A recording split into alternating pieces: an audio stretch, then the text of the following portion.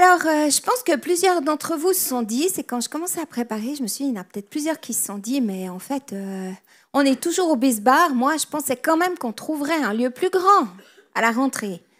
Donc, juste vous dire que c'est un dossier ouvert. On reste attentif à toute opportunité de lieu. On a déjà fait plusieurs démarches dans ce qui nous semblait être faisable.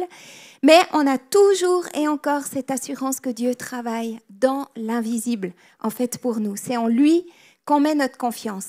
Et je vous ai amené un tableau, tu peux me le donner, que je trouve intéressant parce que, donc nous, on était dans un 84 mètres carrés avec 4 enfants, 3 enfants dans la même chambre, le petit dernier dans une toute minuscule chambre.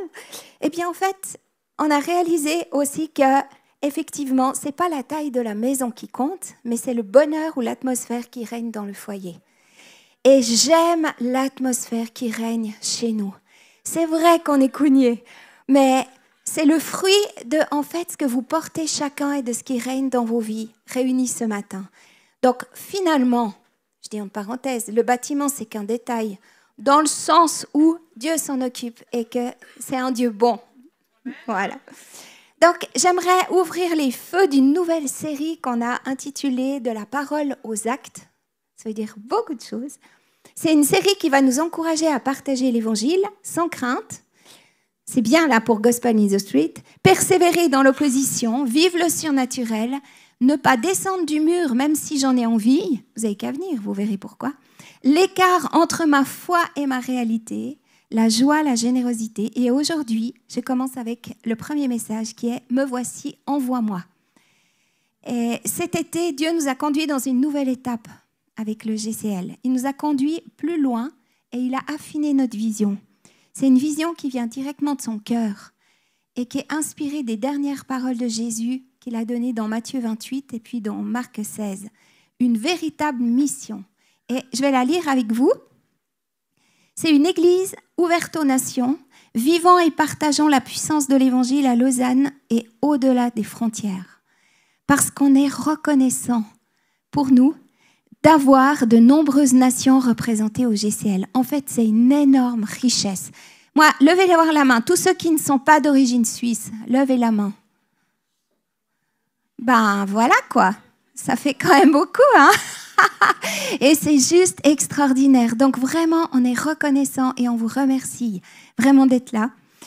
Et on aspire à être une communauté qui vit et qui partage l'Évangile et qui manifeste le surnaturel dans la simplicité du quotidien, c'est-à-dire tous les jours et de manière naturelle. Et ça, pas par nos propres forces, hein, parce qu'on peut essayer de... Voilà, mais on reste dans l'intimité de celui qui a tout accompli, Jésus. Et dans cette intimité, on peut tout faire. Donc une église qui est ouverte aux nations, qui vit et qui partage la puissance de l'Évangile à Lausanne et puis au-delà. Si on en revient au livre des Actes, le tout premier récit, historique de la naissance de l'Église, elle commence juste après que Jésus soit remonté au ciel. Les disciples ont été laissés seuls, ils étaient dans la confusion, l'incompréhension, alors ils se sont réunis, enfermés dans une pièce, confus et inquiets. Alors si vous voulez plus de détails là-dessus, vous pouvez regarder le podcast parce qu'on en a fait dans les Bible Class sur le livre des Actes.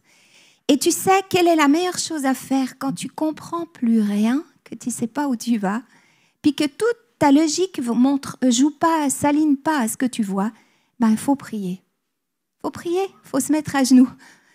Et puis eux, ils ont prié pendant 10 jours et tout a changé quand le Saint-Esprit est venu puissamment en eux et sur eux. Ils ont été baptisés du Saint-Esprit. Et les disciples qui étaient auparavant craintifs, qui avaient peur, sont devenus aussi audacieux que des lions, remplis d'une passion nouvelle. Ils ont reçu une autorité surnaturelle au travers de la personne du Saint-Esprit, ce même Saint-Esprit qui est là parmi nous. Et une des premières choses que Dieu a faites, c'est de leur permettre de parler en différentes langues. Et ça a été un moment décisif, parce que jusque-là, Dieu était réservé au peuple juif, alors que d'un coup, Dieu était pour tout le monde. Dieu était pour tout le monde, toute langue et toute nation. Et ceux qui entendaient ces langues, ils comprenaient que là, ils étaient aussi invités dans cette présence, cette proximité de la famille de Dieu.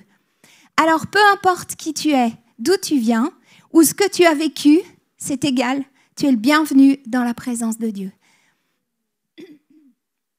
Alors, dans Actes 5, 14, il est dit que le nombre de ceux qui croyaient au Seigneur, hommes et femmes, augmentait de plus en plus. Jour après jour, Dieu ajoutait à l'Église tous ceux qui étaient sauvés. Et il y avait tellement de gens qui étaient guéris qu'on plaçait les malades dans les rues, sur des brancards, on les plaçait au bord de la route. Vous imaginez ça à Lausanne? On sort tout le monde, on vide les hôpitaux, on les met. Et puis, dans l'espoir que, par exemple, Pierre, un des apôtres, simplement en passant par son ombre, il guérisse des malades. Moi, ça, j'aimerais voir. Mais pas forcément avec mon ombre, mais c'est égal, avec l'ombre d'un d'entre vous qui tout d'un coup passe à côté et la personne est guérie. Beaucoup étaient touchés par la grâce de Dieu. Ils demandaient pardon pour leurs péchés. Ils acceptaient Jésus comme leur sauveur. Et ils vivaient des guérisons, des miracles. Et ça se passait dans des endroits publics. Peut-être s'il y avait eu des bars à l'époque, ça aurait été dans des bars, par exemple. Dans la rue, parfois dans des maisons, partout. Et ensuite, ces personnes rejoignaient des communautés, des églises. Et dans Actes 5, 42, chaque jour, dans le temple et dans les maisons, ils ne cessaient d'enseigner et d'annoncer la bonne nouvelle de Jésus-Christ. Alors, les maisons, c'était des églises de maisons, un peu du nombre qu'on est là, quoi, à peu près. Hein, donc, c'était quand même... c'est des grosses églises, 50, 80, voilà. Donc, dans le temple et dans les églises de maisons, ils enseignaient, ils annonçaient. Et ils se rassemblaient encore et encore. Parce qu'en fait, personne ne peut rester fort tout seul. C'est impossible. On ne peut pas. Parce que tu prends une bûche qui est en feu, tu la sors du feu, tu la sors du foyer, de la cheminée. Tu la poses à l'écart, elle va tenir un moment. Mais au bout d'un moment, elle va s'éteindre. Et tu n'auras plus que du charbon. Une espèce de bûche éteinte. Mais si elle reste avec les autres, elle continue de brûler. Et l'Église, ce n'est pas une idée humaine, c'est l'idée de Dieu. C'est pas ce qu'il sait. C'est un Dieu de relation, ce n'est pas un Dieu individuel, sinon il n'aurait pas créé l'homme.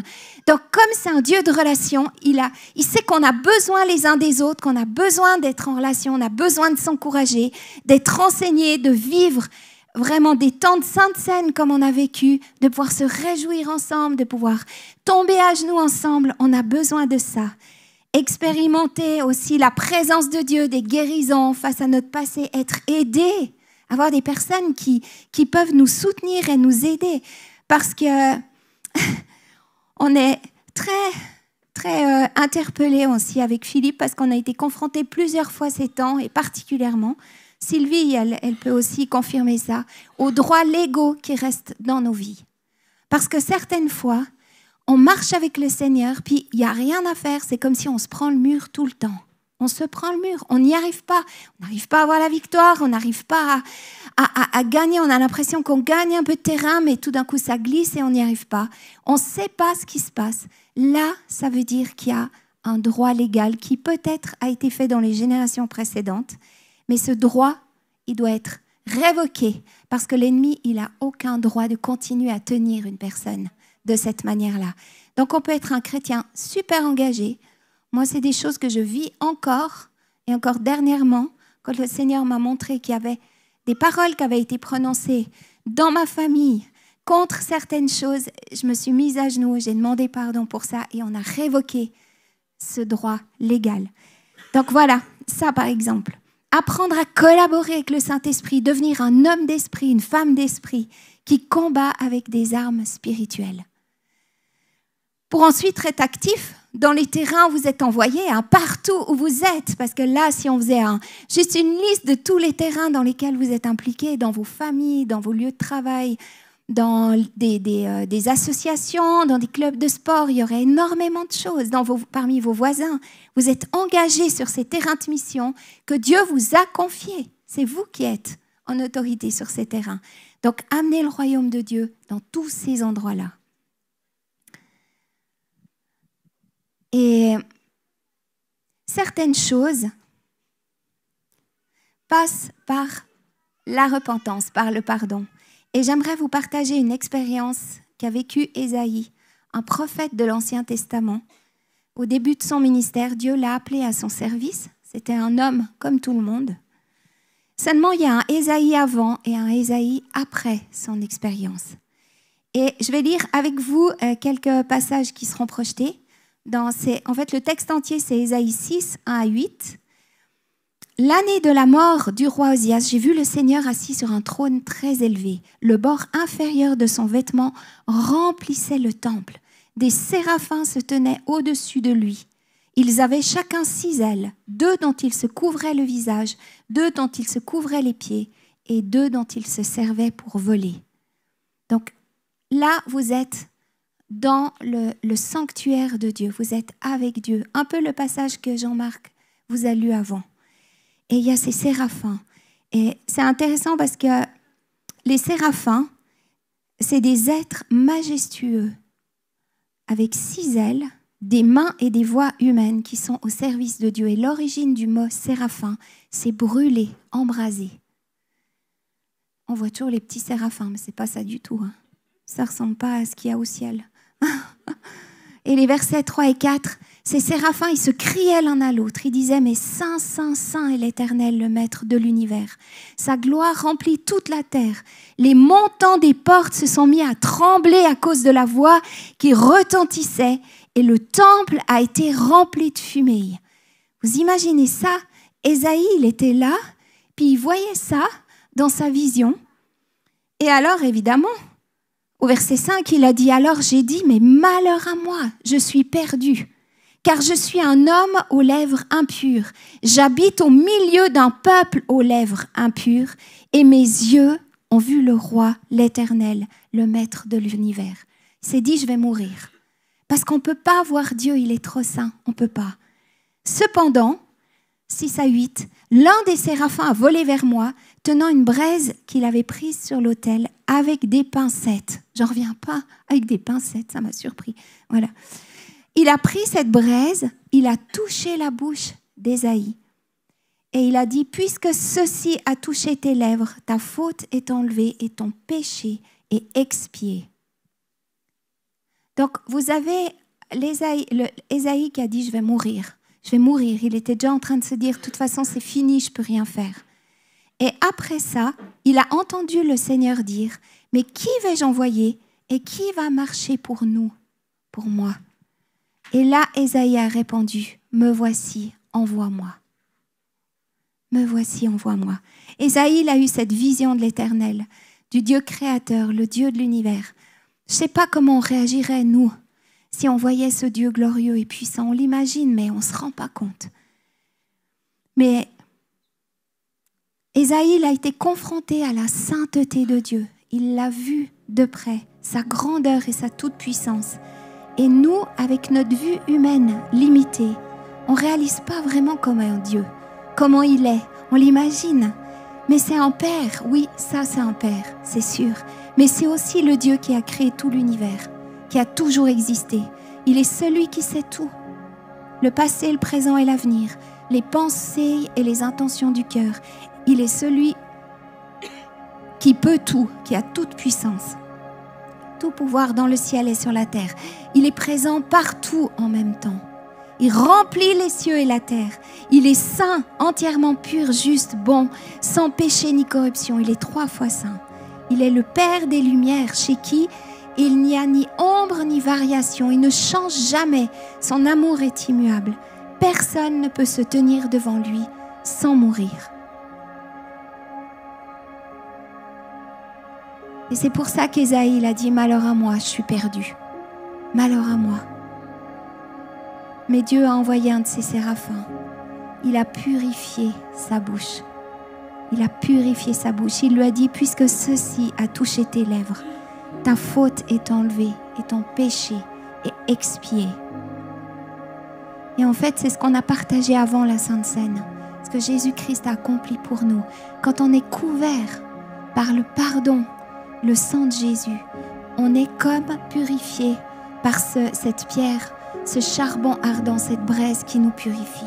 Ça veut dire qu'après, quand Dieu pose la question à Ésaïe, il lui dit, mais qui vais-je envoyer? Qui va marcher pour moi? Ça veut dire que si Dieu vous pose la question, tu peux dire oui, me voici, envoie-moi. Il y a eu ce changement. Autant il se sentait tellement impur, mais avec le pardon et l'expiation de son péché, la justification, il a dit, me voici, envoie-moi.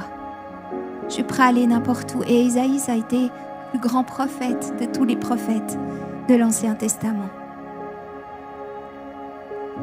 Expier, c'est effacer une faute ou un péché en offrant une réparation ou un sacrifice.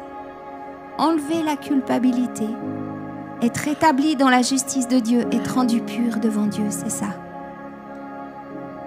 Son incapacité à se lever, son incapacité à répondre « Oui, Seigneur, je veux y aller », était liée à son péché, à son sentiment d'impureté, à ce qui le retenait captif, à ses droits légaux que le diable avait dans sa vie. Mais c'est ce que Jésus a accompli pour chacun de nous. Il a payé le prix pour que nous puissions dire, par amour pour lui, « Me voici, envoie-moi ». Et j'aimerais terminer avec cette histoire que plusieurs d'entre vous connaissent, probablement. Elle se trouve dans le Nouveau Testament, dans l'Évangile de Marc. Les versets 1 à 12. En fait, Jésus, il enseigne dans une maison, c'est dans la ville de Capernaum. Et la foule, elle est tellement nombreuse que tous ceux qui veulent venir vers lui, ils ne peuvent pas parce que c'est bouché, complètement bouché, ils ne peuvent pas rentrer. Et voilà qu'on vient lui amener un paralysé. Et ce paralysé, il est porté par ses amis qui en fait ont fait le trou au plafond et ont descendu cet homme jusque vers lui. Et ces 4 hommes. Et comme ils ne pouvaient pas rentrer, ils ont passé par le toit. Et voyant leur foi, oui, alors je vais un peu trop vite. Voyant leur foi, Jésus dit au paralysé, c'est le Marc 2, verset 5, « Mon enfant, tes péchés te sont pardonnés. » Voilà ce que Dieu dit à cet homme, ce paralysé qui était là, puis qui ne savait pas à quoi s'attendre. Il lui a dit, « Mon enfant, tes péchés te sont pardonnés. » Puis là, il y avait quelques spécialistes de la loi, vous savez, ceux qui sont assis puis qui se disaient en eux-mêmes, on va mener une enquête sur Jésus pour savoir en fait si ce qu'il dit c'est vrai ou pas. Et ils disaient, mais pourquoi il parle comme ça, il blasphème, pourquoi lui il peut pardonner les péchés? Il n'y a que Dieu qui peut pardonner les péchés. En fait, Jésus, il savait déjà ce qui se passait dans leur cœur.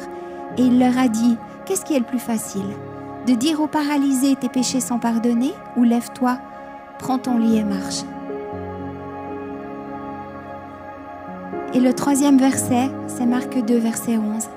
« Afin que vous sachiez que le Fils de l'homme a sur la terre le pouvoir de pardonner les péchés, je te l'ordonne, dit-il au paralysé, lève-toi, prends ton lit, prends ton brancard et retourne chez toi. Lève-toi. » Aussitôt, cet homme s'est levé, sauté sur ses pieds, il a pris son brancard, il est sorti devant tout le monde. Là, tout le monde lui a fait la place, hein, c'est sûr. Parce qu'ils n'en revenaient pas et il a célébré la gloire de Dieu. Il célébrait la gloire de Dieu. Tout le monde était là, nous n'avons jamais rien vu de pareil. Cet homme, il était paralysé, il ne pouvait rien faire. Sa vie, elle était stoppée. Il était là, il était dépendant de tous, dépendant de ses amis. C'est en voyant d'ailleurs la foi de ses amis que Jésus a dit « Mon enfant, tes péchés te sont pardonnés ». Mais Jésus, en 10 secondes, il a détruit 2 mensonges majeurs et destructeurs dans la vie de cet homme. Le premier, c'est « Tu n'es pas digne ». Tu es un pécheur, tu n'es pas digne. Il se disait « Mais moi, pourquoi tu n'es pas digne ?» Et le deuxième, c'est « Tu n'es pas capable. Tu es incapable de te lever ». Il a détruit en quelques secondes, en un claquement de doigts, ces 2 forteresses qui étaient là dans la vie de cet homme. Et est-ce que ce n'est pas aussi 2 mensonges qui nous paralysent, nous, certaines fois? Je ne suis pas digne de répondre à l'appel de Dieu. Mais qui est-ce que je suis? J'ai trop de manquements, des choses dans ma vie dont je ne suis pas fière. Ok, je suis en marche, mais j'ai encore plein de combats. Et puis en plus, je n'ai pas de valeur. Qui est-ce que je suis? Un peu la même chose que Ésaïe, qui se sentait tellement rien. Ou alors, je ne suis pas capable de faire ça. Pas capable, pas d'onction, pas d'intelligence. Je ne suis pas quelqu'un de courageux. J'aime pas quand ça me sort de ma zone de confort. Mais Jésus, au travers du pardon complet qu'il a accordé à cet homme, il a détruit ces 2 mensonges en un claquement de doigts. Il a dit ensuite à ce paralysé, lève-toi, prends ton lit et marche. lève-toi. Ramasse ton lit et vas-y. Il y a un shift prophétique puissant qui s'est effectué. Parce que cet homme, ce paralysé, il s'est levé et il est allé dans sa destinée. Alors que l'ennemi avait tout mis en place pour le retenir, il s'est levé et il est entré dans sa destinée. Et d'assister, il est devenu quelqu'un qui a commencé à porter. Il a commencé à porter son lit, il a porté les choses. Il est devenu quelqu'un qui porte.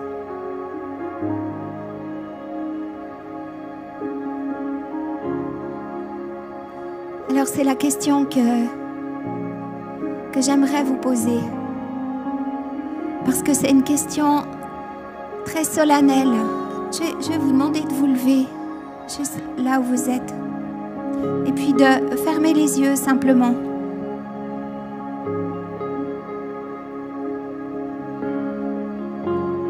C'est une question que Dieu nous demande. Qui vais-je envoyer? Et qui va marcher pour nous? Pour nous, parce qu'on marche pour Dieu, Père, Fils et Saint-Esprit. On marche pour un Dieu qui est trois en un. C'est une question tellement importante. Parce que dans cette saison qu'on vit, on a tous fait un chemin déjà avec Dieu. Mais je pense que si on est honnête, on arrive tous, dans certains domaines de nos vies, à quelque chose où on n'arrive pas à aller plus loin, où on aimerait, où on a peut-être prié souvent pour aller plus loin, pour franchir cette barrière, ce mur, et puis en fait, on n'arrive pas. Et en fait, il y a cette question de Dieu. Qui vais-je envoyer? Qui va marcher pour nous? Qui est d'accord d'aller plus loin?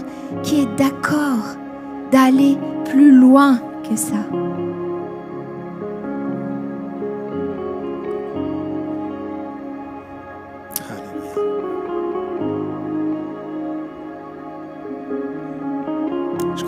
Un appel du Saint-Esprit, une direction du Saint-Esprit dans ce qui est partagé aujourd'hui. Non seulement dans le message, mais aussi dans les choses qu'on a vécues tout à l'heure. Et je repensais aussi à ce que Jean-Marc disait, d'élever nos oreilles, qu'on puisse entendre, comprendre ce qui se passe dans les lieux célestes. Et je crois qu'il y a un appel, mais aussi en même temps une restauration. Une restauration qui vient sur nos vies.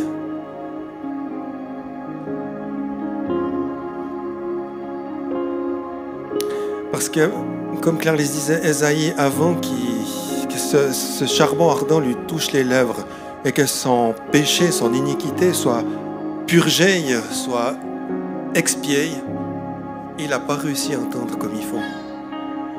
Et il y a parfois des chape sur nos vies qui font qu'on n'arrive pas à entendre comme il faut. Et je crois que ce matin, le Saint-Esprit veut nous élever dans une nouvelle compréhension du monde spirituel, du royaume de Dieu, de sa plénitude, de la plénitude de sa puissance, pour qu'on se tienne debout. Mais pas debout avec des béquilles. Parfois, on ne voit pas tout de suite, mais on a un truc, encore une béquille quelque part. Eh bien, dans sa grâce, j'aimerais demander, Saint-Esprit, révèle quelle est la béquille qu'on a besoin de laisser tomber.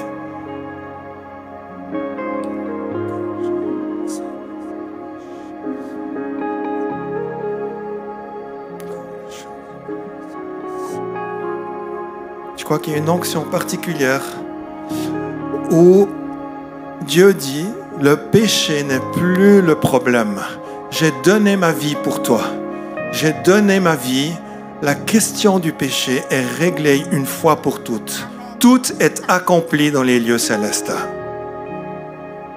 Alors si tu as le sentiment aussi, il y a des choses que tu as peut-être pas portées devant Dieu ou que tu portes, des situations que tu portes qui ne sont pas réglées, je t'encourage à les amener devant Dieu. Dieu n'est pas un père fouettard. Il est celui qui te fait grâce. Par contre, évite de garder des dossiers ouverts où le diable peut venir revendiquer des droits sur ta vie et te laisser courber. C'est pour cette raison que je t'encourage à venir devant Dieu déposer ce qui n'est peut-être encore pas réglé ou ce que l'Esprit te montre.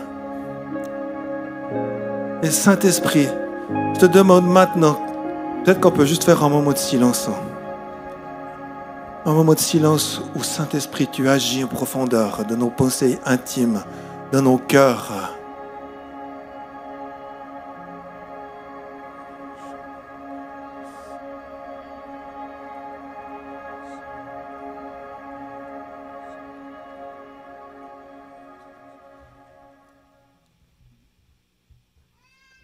Et Père Céleste, toi qui connais les cœurs, toi qui connais ce qui en ce moment est déposé devant toi, toi qui connais les fardeaux, toi qui connais chaque situation,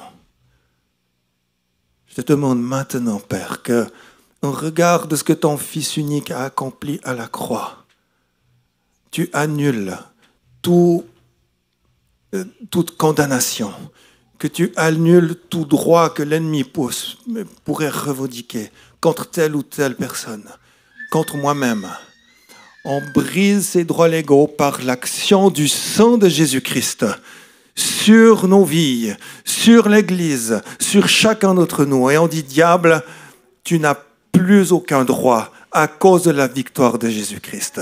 La capacité est donnée à chacun de se tenir debout, de se tenir pour aller dans une nouvelle dimension et dans une nouvelle dimension de puissance et de force pour démontrer la royauté de Christ autour de nous. Merci Seigneur pour ces fleuves d'eau vive que tu donnes et dans lesquels on peut venir puiser. En ton nom, Jésus.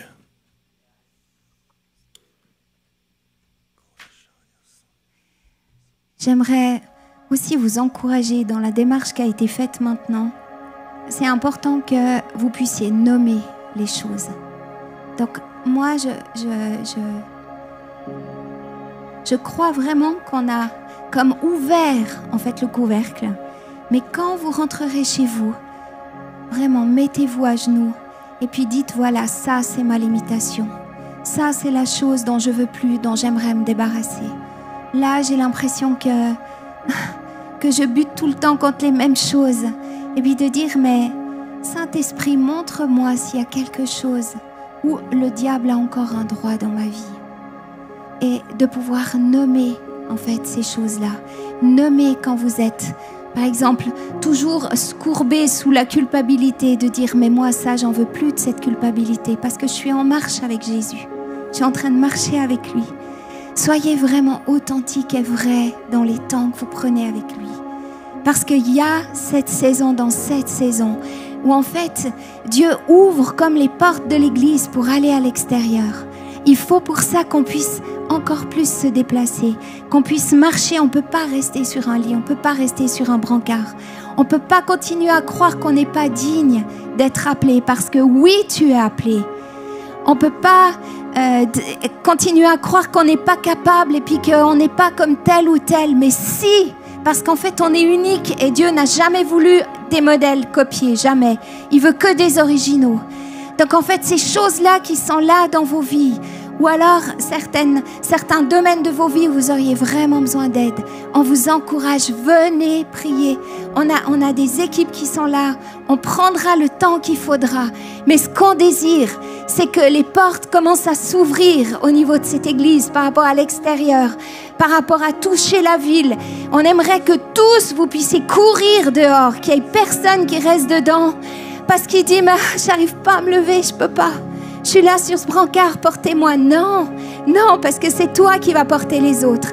Toi, tu vas aller dans la rue et tu vas porter d'autres qui auront besoin d'être portés parce que toi, tu auras retrouvé ta mobilité, tu sauras, ta souplesse, la victoire dans ta vie. Tu auras retrouvé tout ça. Alors, j'aimerais vraiment vous reposer la question, cette question tellement importante. Qui est-ce que Dieu va envoyer? Qui va marcher pour lui? Et j'aimerais vous demander de répondre à haute voix. Si c'est quelque chose qui vient de vos cœurs, de vos tripes, parce que vous le savez, répondez, me voici, envoie-moi. Qui va se lever pour Dieu? Me voici, envoie-moi. Qui vais-je envoyer plus fort que ça pour marcher avec moi? Me voici, envoie-moi. Plus fort que ça encore. Me voici, envoie-moi. parce que vous savez, l'ennemi l'entend, mais le plus important, c'est que Dieu l'entende. On le fait encore une dernière fois. Qui va se lever pour entrer dans les plans du Seigneur pour sa vie? Voici, envoie-moi. Amen, amen, amen. Et je crois conjointement qu'il y a une puissance de résurrection qui est déversée sur le peuple de Dieu. J'ai senti ça tout à l'heure pendant la louange. J'ai senti qu'il y aura des miracles beaucoup plus grands et plus puissants qu'on a vu jusqu'à aujourd'hui. J'ai vu jaillir cette puissance de résurrection du Seigneur. Elle est pour nous. Nous sommes le peuple de Dieu. Amen. Moi, ça m'enthousiasme. Yeah. Yeah.